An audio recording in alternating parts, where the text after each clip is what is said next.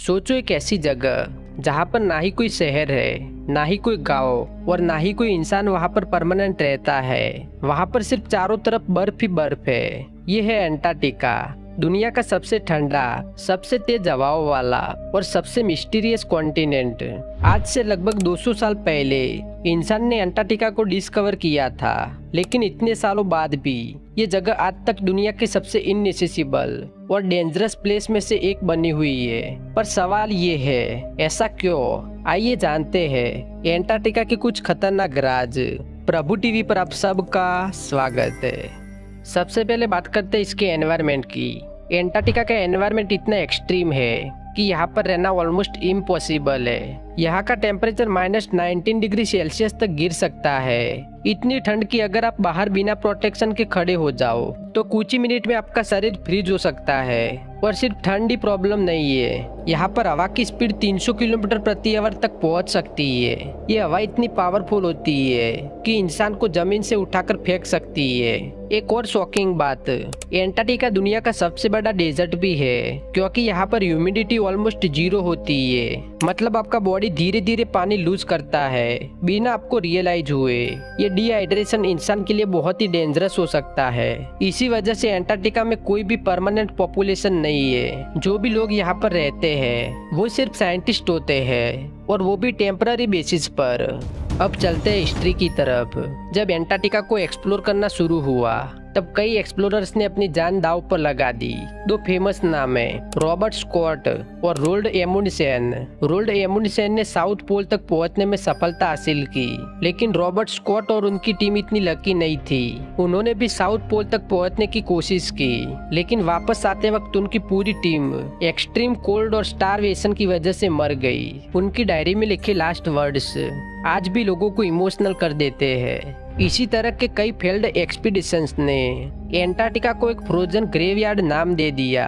आज के modern time में भी अंटार्कटिका सेफ नहीं है। यहाँ पर एक फेनोमेनन होता है जिसे वाइट आउट कहते हैं। इस सिचुएशन में आसमान और जमीन का फर्क बिल्कुल खत्म हो जाता है। सब कुछ एक ही सफेद रंग में दिखाई देता है। इसका मतलब है कि आपको पता ही नहीं चलेगा कि आप सीधा चल रहे हो या फिर किसी खतरनाक जगह की तरफ जा रहे हो। और सबसे बड़ा डेंजर है क्रेविसेस। ये बर्फ के नीचे छुपे हुए गहरे क्रैक्स होते हैं जो 100 फीट से भी ज्यादा डीप हो सकते हैं। बाहर से नॉर्मल बर्फ जैसे लगते हैं, लेकिन एक गलत कदम और आप सीधे उनके अंदर गिर सकते हो। इसी वजह से कॉमर्शियल फ्लाइट्स अंटार्कटिका के ऊपर से अवॉइड करती है, और टूरिज्म भी बहुत ही स्ट्रिक्ट रूल के अंडर होता है। यहाँ पर हर साल सिर्फ लिमिटेड लोगों को ही आने दिया जाता है ताकि एनवायरनमेंट सेफ रहे। लेकिन इतनी डेंजरस जगह होने के बाद भी अंटार्कटिका इतना इम्पोर्टेंट क्यों है? इसका जवाब है साइंस। अंटार्कटिका एक नेचुरल लेबोरेटरी है। यहाँ का एनवायरनमेंट इतना क्लीन और पोल्यूशन फ्री है कि वैज्ञानिक यहाँ पर स्पेस और यूनिवर्स को स्टडी करते हैं। यहाँ की क्लीन स्काई और जीरो लाइट पोल्यूशन एस्ट्रोनॉमी के लिए परफेक्ट कंडीशन क्रिएट करती है। साथ ही अंटार्कटिका क्लाइमेट चेंज को समझने के लिए भी एक की लोकेशन है। यहाँ की आइस लेयर में हजारों सालों का डाटा स्टोर होता है। वैज्ञानिक इन आइस कोर को स्टडी करके पास्ट क्लाइमेट के बारे में जानकारी निकालते हैं। एक और इंटरेस्टिंग बात, अंटार्कटिका के नीचे मैसिव ऑयल और नेचुरल रिसोर्सेस होने का एस्टीमेट लगाया गया है, लेकिन फिर भी कोई कंट्री इसे एक्सट्रैक्ट नहीं कर सकती, क्योंकि अंटार्कटिका पर एक इंटरनेशनल ट्रीटी लागू है। इस ट्रीटी के हिसाब से कॉन्टिनेंट सिर्फ पीसफुल और साइंटिफिक पर्पस के लिए यूज होगा। यहाँ पर मिलिट्री एक्टिविटीज और माइनिंग पूरी तरह बैन्ड है। ये एक रेयर एग्जांपल है जहाँ दुनिया के कंट्रीज ने मिलकर एक जगह को प्रोटेक्ट करने का डिसीजन लिया है। लेकिन अब आते हैं एक और मिस्टीरियस और थोड़ी स्कैरी टॉपिक पर, ज़ॉम्बी वायरस यानी प्राचीन वायरस। अंटार्कटिका की बर्फ के अंदर शायद लाखों साल पुराने माइक्रो ऑर्गेनिजम्स और वायरसेस फ्रोजन स्टेट में पड़े हुए हैं। अब जब ग्लोबल वार्मिंग की वजह से बर्फ मेल्ट हो रही है तो वैज्ञानिकों को डर है कि ये एंशिएंट पैथोजेंस दोबारा एक्टिव हो सकते हैं। अगर ऐसा हुआ तो ये मॉडर्न ह्यूमन पॉपुलेशन के लिए एक नया थ्रेट बन सकता है, क्योंकि हमारे शरीर ने इन वायरसेस के खिलाफ कभी इम्यूनिटी डेवलप ही नहीं की।